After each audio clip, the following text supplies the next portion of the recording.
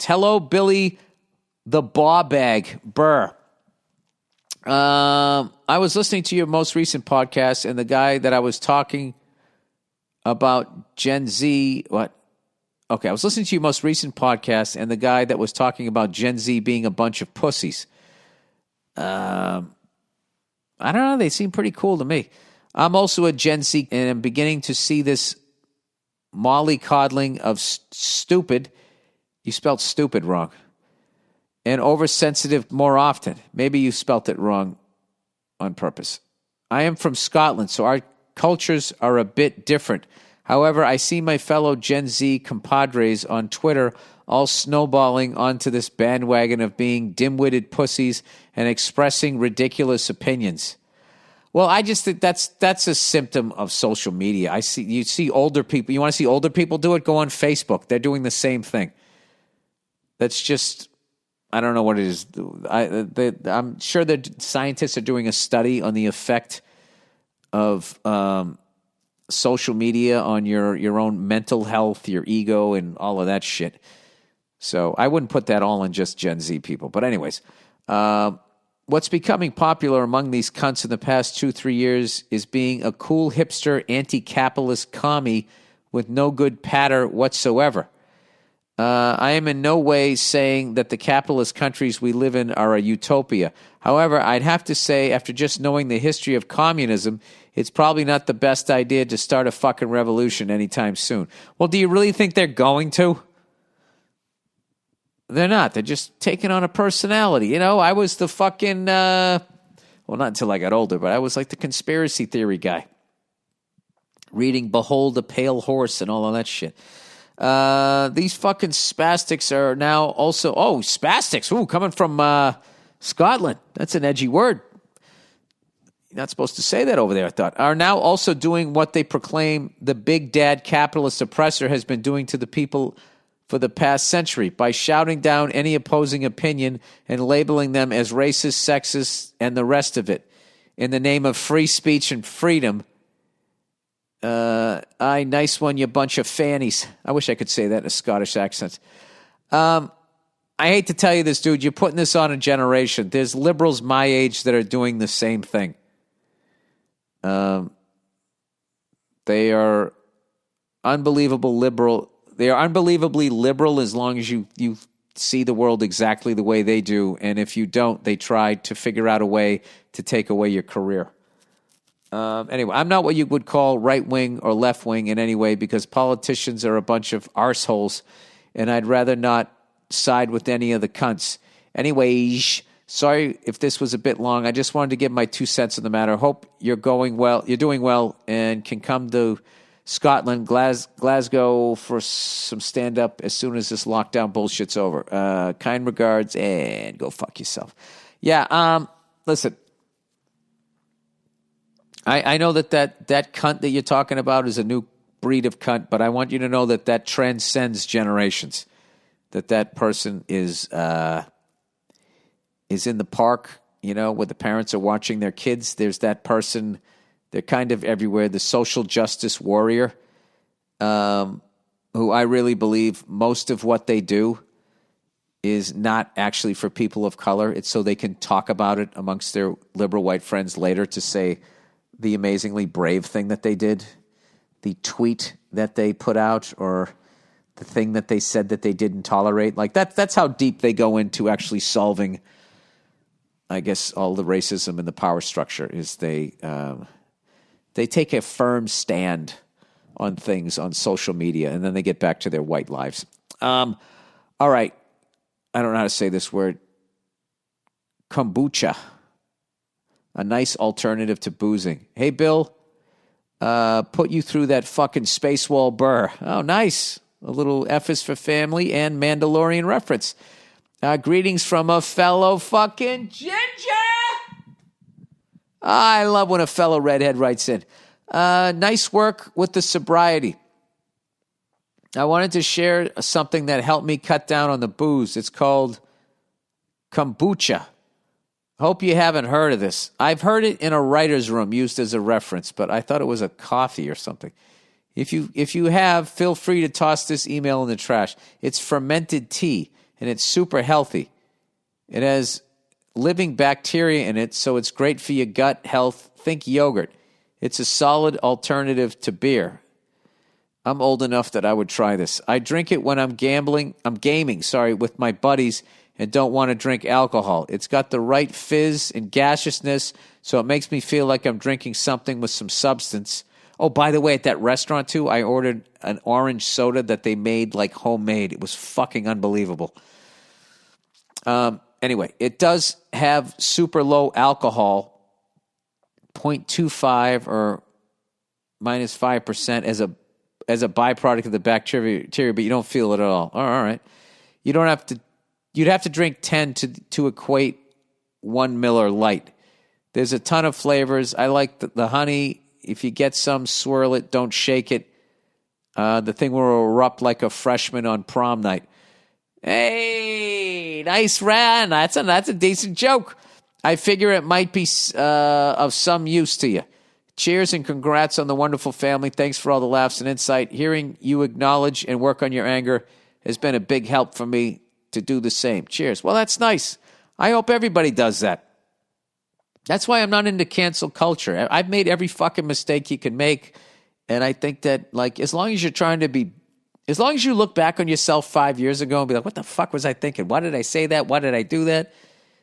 If you have some sort of shame looking back at yourself 5 years, I feel like you're growing as a person.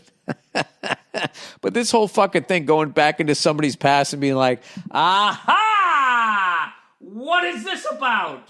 It's about being a human being and being wrong in that moment. Is that one moment what I am? Because I've done some good things. Why can't you just look at the one good thing I did 7 years ago and then, aha, that's who he is. Give him a Nobel Peace Prize. I'm all of it. The good, the bad, and the ugly. Socialism. Hi, Bill, you redheaded fuck.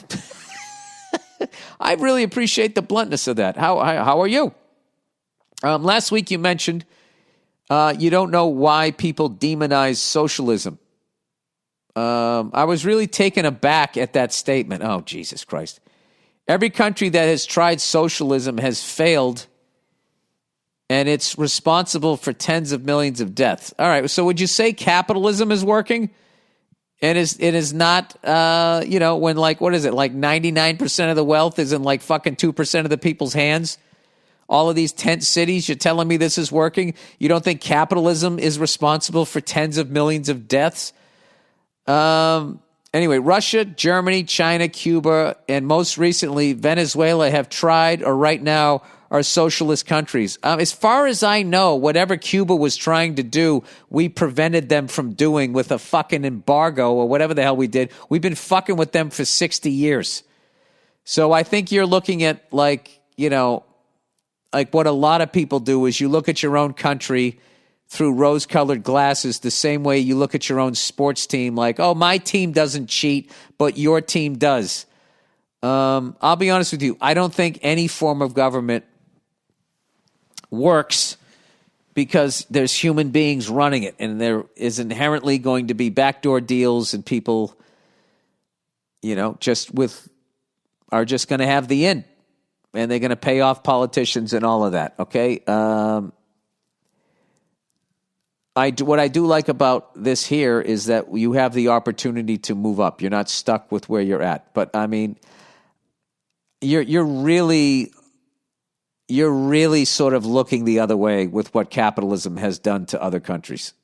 All the sweatshop labor, all the wars we've fought in over air quote freedom, where most of it is about natural resources. All of these fucking countries where we've gone in and, stuck in heads of the government that are going to do what we want to do so we can fucking take advantage of them. Like, I mean, to sit there and look at capitalism like it's, I don't know, dude. But once again, I don't even think you can blame capitalism on that. I think you just can blame sociopathic people that both crave and ascend to positions of power. All right, I took off my Bergenstock, so I'm going to read the rest of this here. Okay, socialism all starts the same way. Create a boogeyman like corporations, the rich, or a race. Oh, yeah, we've never done that in this country. We've never created a boogeyman. There's never, I mean, Jesus Christ, buddy. Blame them for all your problems. Yeah, we never did that. The leaders then promised to fix all the problems. Oh, boy. Slowly, the government starts to control every aspect of your life. Why does this sound so familiar? Promise that aren't they like recording all our phone conversations now? We're slowly on our way to getting microchipped. Promise that everybody will have the same equity and outcome. This creates mediocrity, loss of the middle class. Loss of the middle class. Where have I seen that before?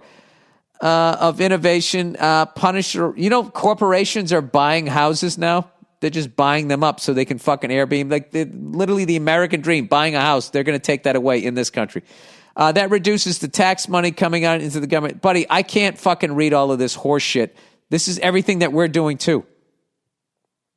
Capitalism. Okay, I'll get to the end here. Capitalism. Now, you know what? Let's just read all of this because it's fucking hilarious that he's acting like none of this is happening in this country. And you know what's funny about people? You don't like it, get the fuck out of here. This is my favorite thing ever. Yet you can look at your sports team and be like, what the fuck is this coach doing? And then nobody goes like, you don't go fucking root for somebody else. No, I'm criticizing it because I love it and I want it to win. Anyways, this creates mediocrity, loss of the middle class, loss of innovation, punish the rich, which eventually leads to them leaving the country. Oh, yeah, that hasn't happened. The rich haven't, their money leaves the country and then comes back in the form of an interest-free loan that is then forgiven. Jesus, buddy, come on.